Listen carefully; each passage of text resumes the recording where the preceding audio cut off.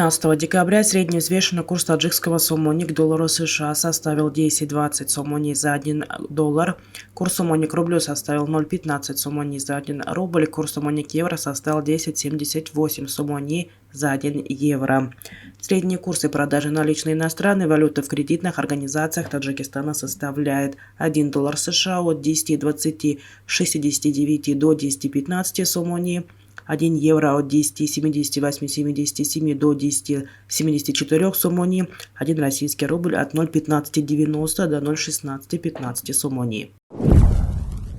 Мировые цены на нефть во вторник утром растут, об этом свидетельствуют данные торгов. Рынки оценивают вероятность повышения спроса на этот вид сырья, следует из комментариев аналитиков. Цена на нефть марки Brent составила $79.09 за баррель, марки ВТИ $74.17 за баррель. Стоимость золота во вторник утром стабильна и находится чуть выше отметки в $1790 за тройскую унцию. Рынки ожидают выхода статистики по инфляции США, а также заседания Федеральной резервной системы США.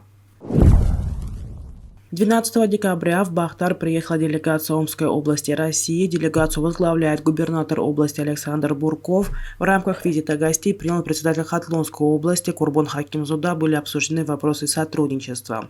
Глава области Курбон Хакимзода рассказал гостям и о достижении области, сообщает его пресс-служба. По его словам, два региона могли бы сотрудничать в этой сфере весьма плодотворно. В свою очередь, губернатор Омской области Александр Бурков отметил, что таджикская сельхозпродукция имеет на российском рынке своего потребителя. Между тем, как сообщает город55.ру, глава двух регионов уже подписали соответствующее соглашение об открытии оптово-распределительного центра для овощей и фруктов. Сообщается, что логистический комплекс построят на пересечении Черпакского и Новосибирского тракта. Его площадь составит 35 гектаров. В новом центре планируют принимать до 300 фур в сезон. Стороны также намерены создать совместное предприятие по переработке молочной продукции, кожи и шерсти в Хатлонской области. Курбон Хакимзода сообщил, что на сегодня Хатлонская область наладила торгово-экономические связи с 38 странами ближнего и дальнего зарубежья, а размер внешнего товарооборота области в 2021 году составил более $562 миллионов. За 11 месяцев 2022 года товарооборот между Хатлонской областью и Россией составил $58 миллионов. Это более 20%, чем в этот период 2021 года. А в хозяйстве по выращиванию лимона в районе Джайхунг для гостей был организован фестиваль лимона. Валовый внутренний продукт Таджикистана в будущем году составит 127,3 миллиарда сомони. Реальный рост экономики в 2023 году прогнозируется на уровне 7,8%. По итогам третьего квартала этого года ВВП республики сложился в размере свыше 79,3 миллиардов сомони. По данным Министерства экономического развития и торговли страны, объем ВВП по сравнению с аналогичным периодом прошлого года вырос на 7,8%.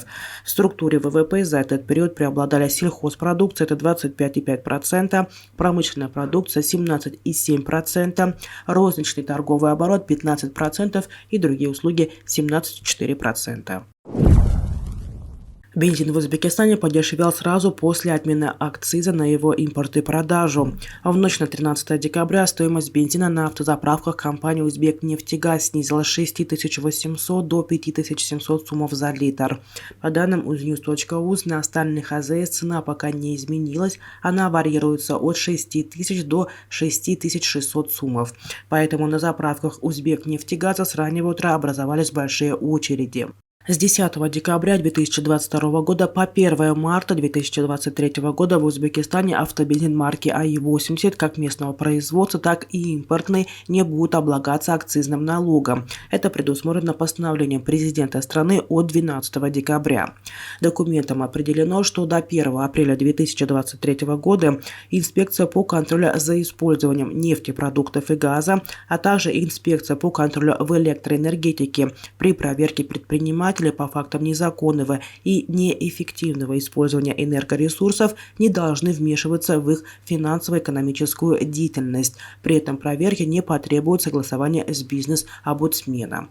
Как отметил депутат парламента Узбекистана Расул Кушербаев, отмена акциза приведет к снижению розничной цены на бензин АИ-80 в среднем на 8,7% и позволит потребителям сэкономить в общей сложности свыше 19 миллионов долларов. Мировая экономика продолжит сталкиваться с проблемой инфляции из-за увеличения денежной массы со стороны центробанков, считает известный американский инвестор Джим Роджерс. Роджерс – один из самых знаменитых инвесторов в мире и сооснователь инвестфонда Quantum, который он создал вместе с миллиардером Джорджем Соросом. В конце концов, у нас будет более сильная инфляция, потому что печатание денег всегда приводит к воспламенению цен, и они, центробанки, будут снова печатать деньги, заявил он в интервью РИА Новости. Боюсь, что у нас будет серьезная инфляция в следующие несколько лет, потому что центробанки уже напечатали и будут печатать много денег в будущем, добавил инвестор.